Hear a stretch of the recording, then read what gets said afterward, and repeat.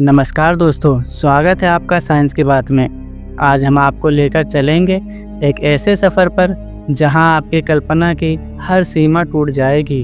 सोचिए, क्या हो अगर इस वक्त आपके जैसे ही करोड़ों लोग अलग अलग ब्रह्मांडों में जी रहे हो। कहीं आप साइंटिस्ट हैं, कहीं रॉक स्टार, कहीं करोड़पति, और कहीं आप ये वीडियो देखने के बजाय कोई और काम कर रहे हैं। ये सुनकर आपको लगेगा कि ये तो किसी फिल्म की कहानी है, लेकिन दोस्तों, ये मल्टीवर्स थ्योरी है। एक ऐसी थ्योरी जो बताती है कि हमारा यूनिवर्स ही सब कुछ नहीं है, बल्कि इसके बाहर भी अनगिनत ब्रह्मांड हो सकते हैं। आज हम मल्टीवर्स के रहस्य खोलेंगे और मैं वादा करता हूँ कि ये वीडियो आपके दिमाग को हिला कर रख देगा। तो चलिए शुरू करते हैं ये अद्भुत सफ़र। सबसे पहले समझते हैं कि यूनिवर्स और मल्टीवर्स में क्या फ़र्क है। हम सब मानते हैं कि यूनिवर्स मतलब सब कुछ, stars, galaxies, black holes, planets और हमारी पृथ्वी।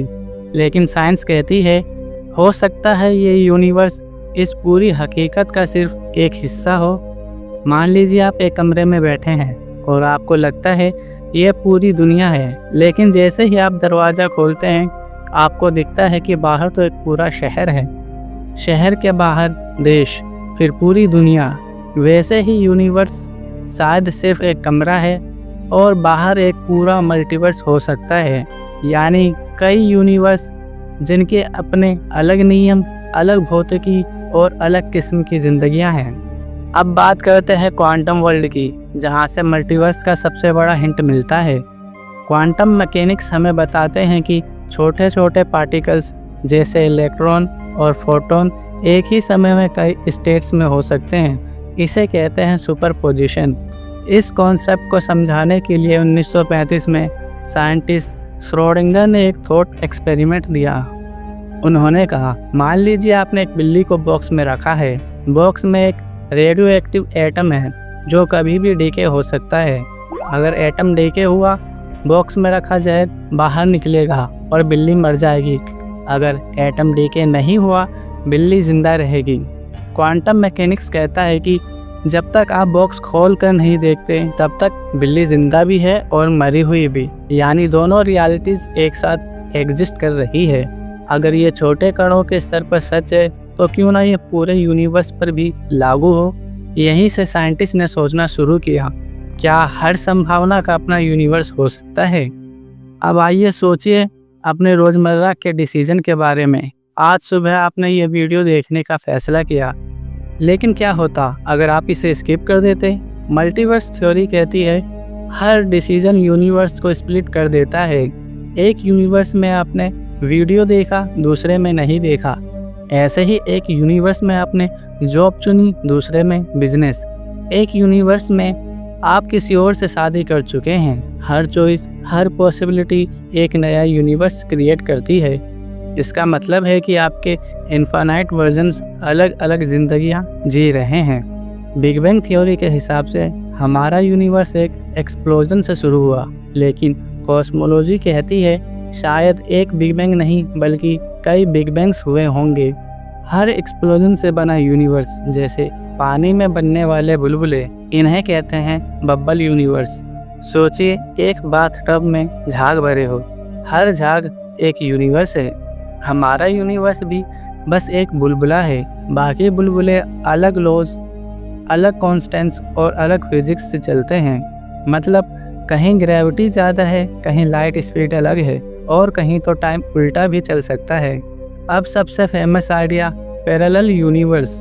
ये वो कॉन्सेप्ट है जिसमें कहा जाता है कि हमारे यूनिवर्स जैसे ही कई यूनिवर्स है, जहाँ सब कुछ ऑलमोस्ट वैसा ही है, बस कुछ छोटे डिफरेंसेस के साथ। मान लीजिए इस यूनिवर्स में आप अभी यूट्यूब देख रहे हैं, पैरेलल यूनिवर्स में आप इसी वक्त टीवी देख रहे होंगे।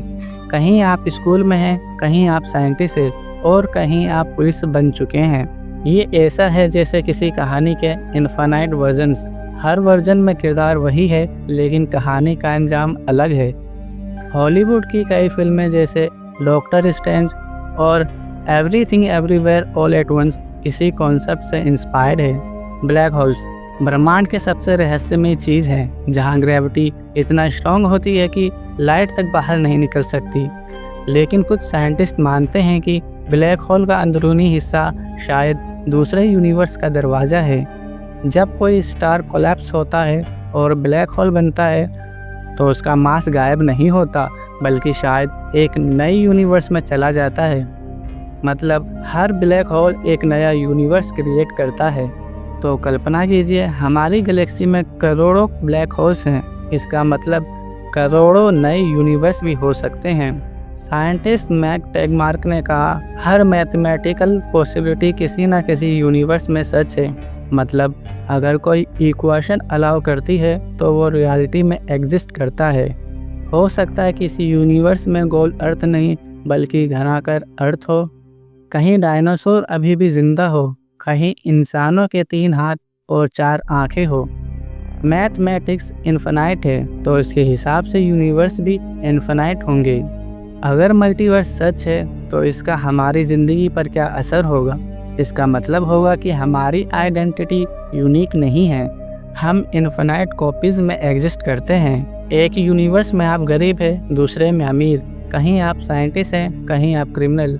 इतना ही नहीं, किसी यूनिवर्स में टेक्नोलॉजी इतना एडवांस है कि वहाँ इंसान लाइट की स्पीड से भी तेज ट्रैवल कर चुके हैं। किसी यूनिवर्स में शायद समय का कोई कॉन्सेप्ट ही नहीं है। अब सबसे बड़ा सवाल यही है, क्या मल्टीवर्स के कोई सबूत हैं? सीधी बात यह है कि डायरेक्ट प्रूफ हमें अभी तक नहीं मिला है, लेकिन कई ऐसे क्लूज़ और संकेत ज़रूर मिले हैं जो मल्टीवर्स की ओर इशारा करते हैं। Cosmic microwave background radiation. जब बिग बैंग हुआ तो उसकी गर्माहट और ऊर्जा आज भी हमारे ब्रह्मांड में हल्के हल्के रेडिएशन के रूप में मौजूद है। इसे ही कॉस्मिक माइक्रोवेव बैकग्राउंड कहते हैं। लेकिन वैज्ञानिकों ने इसमें कुछ ऐसे अनएक्सप्लेन पैटर्न्स देखे हैं जो नॉर्मल फिजिक्स से एक्सप्लेन नहीं हो पाते। कुछ रिसर्चर्स का मानना है कि ये पैटर्न्स इस वजह से हो सकते हैं कि हमारा यूनिवर्स किसी और यूनिवर्स से टकराया हो। CERN के पार्टिकल्स एक्सीलेटर एक्सपेरिमेंट्स। CERN का लार्ज हार्डन कोलाइडर दुनिया की सबसे बड़ी साइंटिफिक मशीन है। यहाँ पार्टिकल्स को आपस में बहुत हाई स्पीड से टकराया जाता है ताकि यूनिवर्स की शुरुआती कंडीशन को समझा जा सके। कुछ साइंटिस्ट को उम्मीद है कि अगर मल्टीवर्स सच है तो इन एक्सपेरिमेंट में ऐसे पार्टिकल्स या एनर्जी डिटेक्ट होंगे जो हमारे नॉन यूनिवर्स से बाहर की होंगी। अभी तक ऐसा कोई क्लियर एविडेंस तो नहीं मिला, लेकिन सर्च जारी है। क्वांटम लेवल पर पार्टिकल्स ऐसे बिहेव करते हैं जो उनके बीच कोई हिडन कनेक्शन हो, चाहे वे कितनी भी दूरी पर हो। इसे क्वांटम इंटांगलमेंट कहते हैं। अब कुछ रिसर्चर्स का मानना है कि ये कनेक्शन शायद मल्टीवर्स के अलग अलग हिस्सों तक फैले हों, यानी जो चीज़ें हमें रैंडम लगती है वो एक्चुअली पैरेलल यूनिवर्स के बीच का इंटरेक्शन भी हो सकती है। तो कुल मिलाकर मल्टीवर्स के डायरेक्ट सबूत तो हमारे पास नहीं है, लेकिन ये छोटे छोटे क्लूज़ ये संकेत देते हैं कि शायद हमारी दुनिया अकेली नहीं है और आने वाले एक्सपेरिमेंट इस रहस्य को सुलझाने में हमारी मदद कर सकते हैं। मल्टीवर्स सिर्फ साइंस नहीं, फिलॉसफी भी है। अगर इन्फिनाइट यूनिवर्स है तो हमारी ज़िंदगी का हर डिसीजन कहीं ना कहीं जिया जा रहा है। फ्यूचर में टेक्नोलॉजी हमें प्रूफ दे सकती है, शायद एक दिन हमें पैरेलल यूनिवर्स में ट्रैवल भी कर पाएँ।